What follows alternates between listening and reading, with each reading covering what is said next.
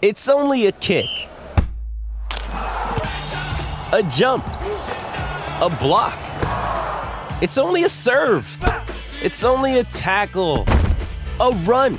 It's only for the fans. After all, it's only pressure. You got this. Adidas.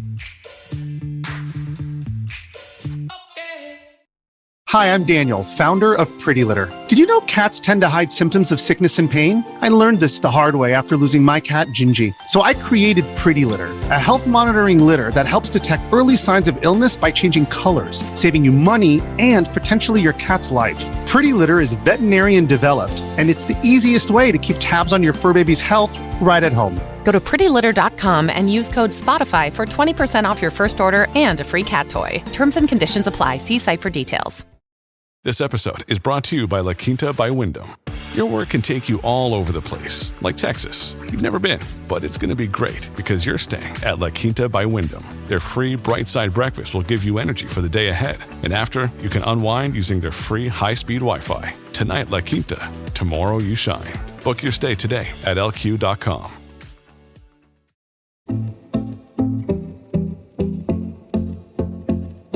24th of September 1988. For many of us, the date that changed sport forever. Ben Johnson won the Olympic 100 metres gold medal in a new world record time. 2 days later, he was disqualified and banned after testing positive for performance-enhancing drugs. The first doping control scheme here in the UK was set up in 1990. I'm John. And I'm Michael, and in this edition of the podcast, we usually talk to the men and women who run sport in the UK. But in this episode of Great British Bosses, we're delighted to be joined by the woman in charge of ensuring that sport in this country is clean. Hi, I'm Jane Rumble, the Chief Exec of UK Anti-Doping, and thank you very much for the invite to be on your show. A pleasure, Jane. Thank you for being here. I'd like to think we've come a long way since 1990. So could you tell us what UKAD, the UK Anti-Doping Agency, does? Yes. So yeah, absolutely come a long way since back then. And so the agency UK Anti-Doping that I lead was set up in 2009. And if I just cast my mind back over the years, of course, testing is an integral part of anti-doping. It's at the heart of what we do today. But there have been many developments. So we now take an education first principle, and it's absolutely vital that we work with athletes so that they understand their rights, their responsibilities, and how to stay clean. The testing continues, but we also now have a strong intelligence and investigations team as well. And of course, if somebody does fall foul of the rules, then we have our enforcement team as well. So there are many different strands and tools to ensuring that our clean athletes are protected and that public trust in sport is maintained. And we highlighted probably one of the most world famous drugs cases in our intro, and that was an Olympic sport. And obviously that's what we talk about. But you cover a lot more than just Olympic sports. Is it all sports in the UK? That's a really good point. So we cover over 50 Olympic and Paralympic sports, as well as professional sports. So very wide ranging. So while we are, of course, in the UK and worldwide gearing up for the Olympics and the Paralympics in Paris this year, I think it's around 70, 72, 73 days to go, isn't it? So we're on countdown for the Olympics. But we cover professional sports as well. So football, for example, rugby league, rugby union, cricket. So in any given day, there may be a major event or something happening within sport, which our team is covering and making sure that athletes know what they need to do and that sport's clean. It's obviously a huge remit. So what is the size and scope of your organisation? John and I go to many of these major sporting events. We see your guys hanging around at the end, grabbing athletes as we're trying to grab interviews. So how many people work for you? What is the setup? Yeah, how does it work? Well, we've got about 75 staff who work within UK Anti-Doping, within UKAD, and they're based in London and also in Loughborough at the university there. So it's great that we're part of a well-known sporting university campus. And then a couple of staff also based in Scotland. So it's really important to us that we are covered across the UK and have that diversity. but we don't do it alone. So within our team, we've got national trainers who are out there delivering the education, and we also have our doping control personnel. So in total, there's over 200 people who are working with us to keep sport clean. And then I wouldn't even stop there, because one of the really important things that I'm really proud of at UKAD is that we work with the governing bodies. So we have strong partnerships with all of the sporting bodies so that they know their rights and responsibilities, we know ours, and we work together. So while it's a vast remit, we have dedicated experts to deliver. And as we speak, Clean Sport Week is on. Tell us what Clean Sport Week is and why it's important. Oh, it's a really big week for us, because it's a chance to spend time raising awareness of just how important clean sport is. And so we take that time out each year to have a national awareness campaign. And this year wouldn't come as any surprise that the theme is the journey to the podium. And that is in the broadest sense of any athlete who is preparing to compete and preparing to succeed. And athletes, hey, they dedicate their lives, don't they? So it's really important that we support them in that journey and see anti-doping and position anti-doping as an integral part of that training, rather than an add-on, as everybody prepares for that journey to the podium. So it's a big awareness week, but what have we got coming up? So to highlight a couple of things, on Tuesday, we have a para-athlete panel event that I'm very much looking forward to, that's being hosted by Giles Long. And we also have Ali Jawad, para power lifting athlete, who's also part of our athlete commission, who's going to be in discussion there with Giles and talking about the journey to the podium for para athletes. So that's our big major event, and somewhat drier but important, which we've spent a lot of time preparing, as we're launching a strategy refresh as well. We'll come on to that in a moment, if we may. But you mentioned about the working with the national governing bodies, about how the role that they play effectively. Because my understanding is, isn't it just down to the athlete that they could be tested at any time, anywhere, and ultimately what goes into their body is down to them? Well, you've got a really good point. Those are exactly two of the kind of core rules that we work within, that it is strict liability on the athlete, and the athlete is responsible for any substance that they take. But if you take a step back, we work a lot with the athlete support personnel to inform them of their important responsibilities, not only protecting the athletes, but for example, if they were to come across any information concerning a risk of doping, and let's be clear that if somebody is doping, there's a risk to their health, as well as a risk to undermining trust in sport as well. So the athlete support personnel also have responsibilities to work with us to keep sport clean and to support those athletes. And then, as you mentioned just then, the national governing bodies, they will work with us on education. So they will make sure that their education is tailored for their sport and they understand their athletes best, so that the messages land well and land in the rhythm of the sporting events for that particular sport, which of course, varies, doesn't it? Whether you're talking about cricket or football or Olympics or Paralympics. So it's a jigsaw, but it's one that comes together very well to make sure that we support those athletes. They need it. They deserve it. They're working hard. We want to make sure that the clean athletes are protected. Every country have a setup that is as thorough as yours. Oh, yes. Well, across the world, there are in many countries the equivalent of UK anti-doping, so national anti-doping organisations. But in some areas, it might be a regional model rather than a national model, depending on the resources in that country. But everybody is governed by the World Anti-Doping Agency rules. So they apply, which means that there's a consistency, a code that is consistently applied across the world. And what I really find valuable in my role leading the organisation is speaking to counterparts across the world where they might have tackled a particular problem, such as how do I get education to work for my athletes? And they found a way of doing it. And it's not necessarily a country that has huge resource. It could be working with a country that has limited resource, but they've come up with an innovative idea that has worked for their athletes, and they share it with me and with my team here, and we can get inspired by or indeed take across ideas from other countries. But I think most importantly for athletes, they need to have the confidence that they're competing on a level playing field and that it's fair play across the piece, not only for the UK, but when you go into that international arena, that they trust that the system is working effectively. And that's absolutely vital. And we play our part in that. We know, obviously, at the last Olympics, there was a failed doping test with a British athlete. We know that that's on the record, and that athlete is now back competing, having served their ban. I think generally in this country, we think that we trust our athletes, but do you feel that we have the trust worldwide of the athletes that we're going to see at the Olympics and the Paralympics?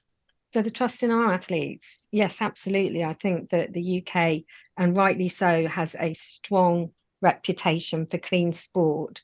And that is not only because of the work that UKAD does, but also the way in which we work with our sports bodies. And I think ultimately we have the scrutiny of journalists and we have the scrutiny of the public. And the UK is so passionate about so many different sports. And I think that makes a difference as well. We all want and need to believe in the integrity and honesty of the performance of the athletes that we enjoy watching. And so I think that the UK, not only because of what we do and how we do it, but that the whole support for clean sport within the UK puts us in a very strong position worldwide. You mentioned WADA earlier, Jane. Obviously, Yes. you issued a statement as UKAD calling for them to initiate an independent review into these 23 Chinese swimmers that happened just before Tokyo. It's been in the media quite a lot in recent weeks. Have they done enough at the moment for you, WADA, in response to this whole investigation? Yeah, I mean, obviously, the events of the last few weeks have raised questions and concerns, not only in the UK, but in many other countries across the world as well. And we put out our statement, as you say, that we are calling on WADA to launch an independent review. And I think there's some really important parts within that, because you can say independent review, but what do we mean by that? Well, what I mean by that is a review not only of the rules, were they applied consistently in that particular circumstance back at the start of 2021, but also if there were exceptions to the rules, why, what was the explanation, and get some clarity there. And then also, and I think this is very much about facing forwards, are there any gaps in the regulatory framework which we can learn from the past and rectify and address for the future? And then last but not least, that the review is transparent and is certainly made open and available to the national anti-doping community across the world, but also ideally it's made available to the public and to journalists as well. Because I think when these kind of events happen, it's about building back the trust. And I think transparency and scrutiny are vital in building back the trust. I welcome the fact that WADA have launched an independent review, and that's also been commented on in the media, as you know. And at this point, we stand ready for that review to go through the right process and for us to see what the outcomes are. Let's see if that delivers on what certainly we're asking for in the UK. And I'm hopeful that it does, but if it doesn't, then we'll take further action to see what can be done to ensure that it takes that big picture approach. Yeah, because the reason I ask it, Jane, is that I know you're a sports fan. I think it says on your blog you're running, cycling, tennis. We're all sports fans. Yeah, we're all sports fans. We all who listen to this podcast want to feel like whoever wins the race is the winner, rather than it getting taken away. I mean, I think Adam Peaty said at the time about this WADA thing, why not release the information at the time? I'm so disappointed with WADA. Would you agree that it's been disappointing? I think it's been difficult, and absolutely understand athletes, including Adam Peaty, coming out and stating their views on this, because it does shake the foundations for athletes, particularly in swimming, as they're giving up for the Olympics and Paralympics. So it has been hard, but I have faith that we will get explanations that we can scrutinize and decide whether it has worked effectively in practice or not. And if you take, and just stepping back and looking at the UK, in the UK, there are different ways in which if somebody has been found to break the rules, what the outcome could be. So it could be an outcome, as you know, of a 4-year ban, which is the most severe, 3 to 2, down to 1, or indeed a no fault found conclusion. But in those steps, then the case and the decision is published and made transparent, and that's how we operate in the UK. And I think that's also consistent with how we operate in the UK within broader regulatory framework. It's a compact, essentially. Now, on this particular situation, we need the information to better understand why the decision was made that there wasn't a case to answer. And when there isn't a case to answer, then there isn't an obligation to publish the conclusion, because you respect the privacy of the athlete. Like any kind of judicial system, if someone has been found not to have broken rules, then you respecting their privacy works in many countries. So for me, I need more information, and I'm sure everybody in the UK is looking for that, hence calling for that independent review. You're listening to Great British Bosses from Anything But Footy. We're in conversation with Jane Rumble, the CEO of UK Anti-Doping. This episode is brought to you by Shopify. Do you have a point of sale system you can trust, or is it a real POS? You need Shopify for retail. From accepting payments to managing inventory, Shopify POS has everything you need to sell in person.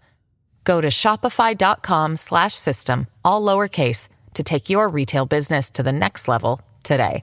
That's shopify.com/system.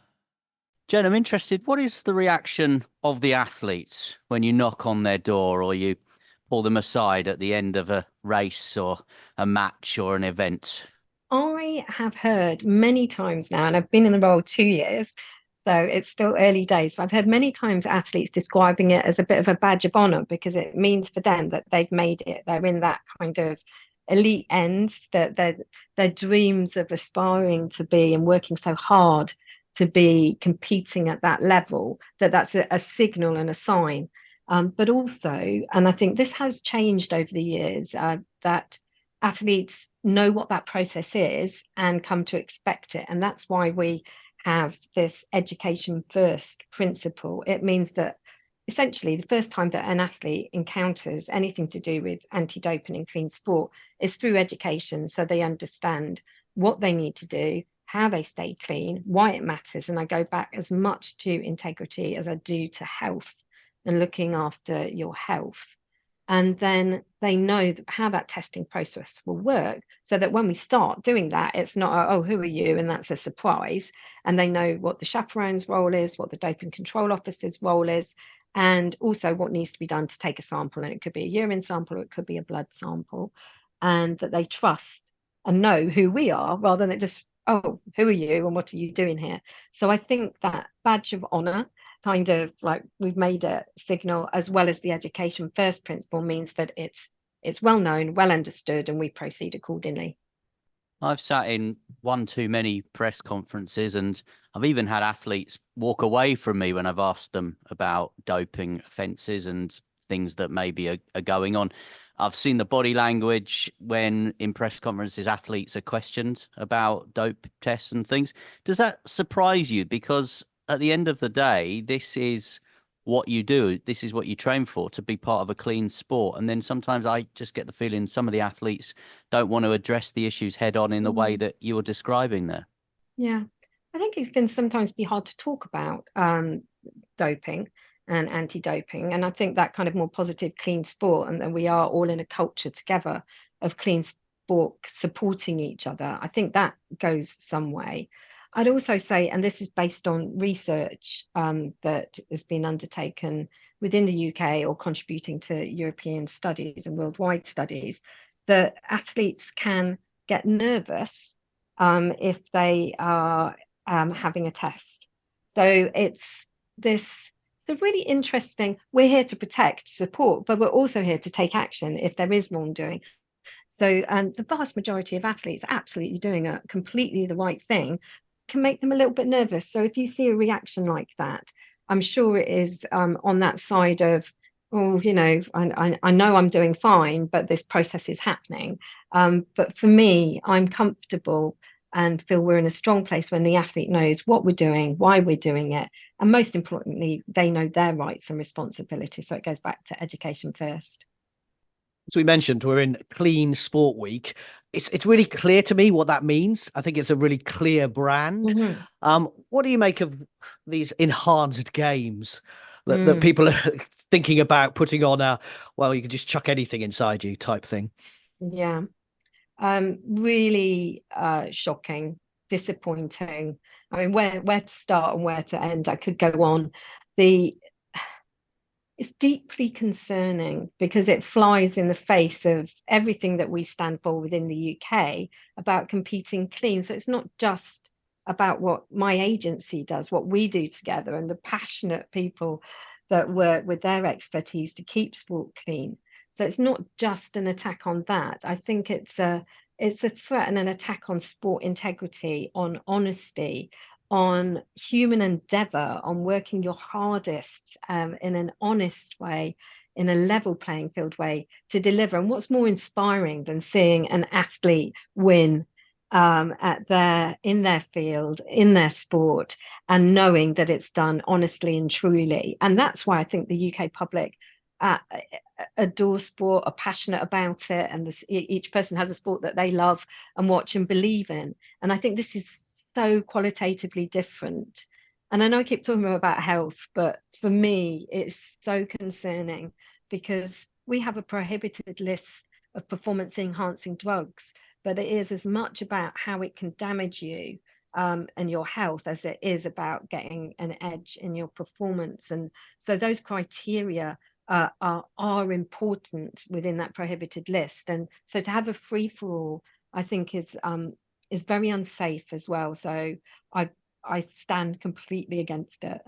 When I said to my wife I was interviewing you today, Jane, she talked about the health side of it, and it's really interesting to see what you've just said there. Because I was saying, well, like you say, well, it's like, it's just about taking drugs to be better, but she was like, well, no, it damages your health as well. Is that part of your strategic refresh? You mentioned earlier that you're re-looking at where you're going, what the focus will be for the next 2 years.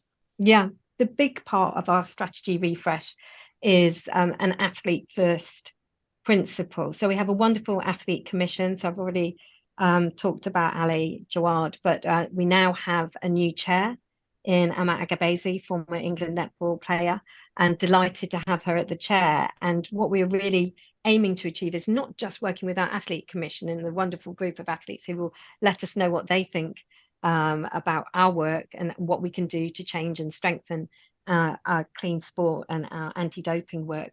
But also, I think getting out there and talking to athletes, they're busy people, but talking to athletes about their experiences. And to give you a couple of tangible examples, I think on education, when is the best time to get to an athlete to give them those education messages? What messages might work for one person might not work for another? And also, depending on your circumstances, then you may need a different tailoring or depending on your sport to another sport. So we're keen to hear what's working well and to consider what might have more impact. I also talked about learning from other countries, and in New Zealand, and I think now also in Australia, former athletes are taking part as education officers. And I think that relatability of an athlete hearing from another athlete about why education is so important, intuitively, that makes sense, right? You're hearing from somebody who's been there, who has succeeded. And so you might kind of sit up and listen more than from someone else. I think it's working well in those countries, and I think it's something that we can consider and see if we can make it work in this country too. Final question from me then, Jane. If we get to mid-September, the conclusion of the Olympic and the Paralympic Games, and no British athletes have tested positive for any doping offence, would you be more proud of that than if you catch someone, for example, because that shows your proactive education approach is working? Yeah. Well, I think I'd be delighted September that we do brilliantly and that we have a clean bill of health. Absolutely, because our key here is education first, go upstream, explain why it matters, explain what the rights and responsibilities are. And also with the athlete support personnel, as we've touched on, the athletes are not alone. There are a lot of people, including us, who support them. So I think that would be excellent. If in the event something untoward happens, then we would need to cross that bridge and see what lessons can be learned from it.